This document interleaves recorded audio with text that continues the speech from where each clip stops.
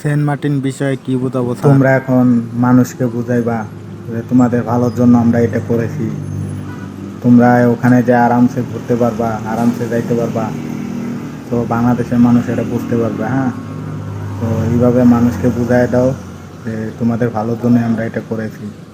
আর আমরা এদিক দিয়ে বাংলাদেশ লুটে পুটে খাই। শেখ হাসিনাকে বাংলাদেশে আসতে দিব না, খালেদা জিয়াকে সম্পর্ক ক্ষমতা দিব না। তো এইভাবে আমরা বাংলাদেশটাকে লুটিয়ে পুটিয়ে খাবো।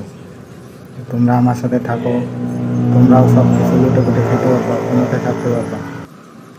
হ্যাঁ স্যার, দেখেন নাই আমরা আমেরিকার সাথে হাত মিলিয়ে বাংলাদেশে ছাত্র আন্দোলন করে ক্ষমতায় গিয়েছি।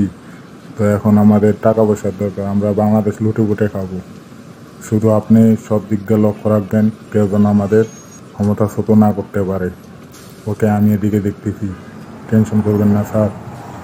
কেননা যদি আমরা সেন্ট মার্টিন আমেরিকার কাছে না দিই, তাহলে তো আমরা ক্ষমতায় থাকতে পারবো না। আর ক্ষমতায় না থাকলে তো আমরা বাংলাদেশের সম্পদ লুটে পুটে খাইতে পারবো না। তো এই কারণে আমেরিকার কাছে আমরা এটা বিক্রি করে দিই। এখন কি হবে? বাংলাদেশের মানুষ তো এখন আমাদের উপরে অনেক রাগ করবে এখন। আরে বাংলাদেশের মানুষ হলো বোকা, ওনাদের আমরা যা বোঝামো তাই ওনারা বুঝবে। দেখো নাই আমাদের চালাকিতে শেখ হাসিনাকে পদত্যাগ করাইছে। তো বাংলাদেশের মানুষ হলো বলদ, ওনাদের আমরা যা বোঝাবো তাই বুঝবে। তো ওনাদের বোঝাবো যে আমরা তোমাদের ভালোর জন্য এটা করছি, রেজিস্ট্রেশন করার ই করে দিচ্ছি। এইভাবে আমরা বাংলাদেশের সম্পদ লুটে পুটে খাবো।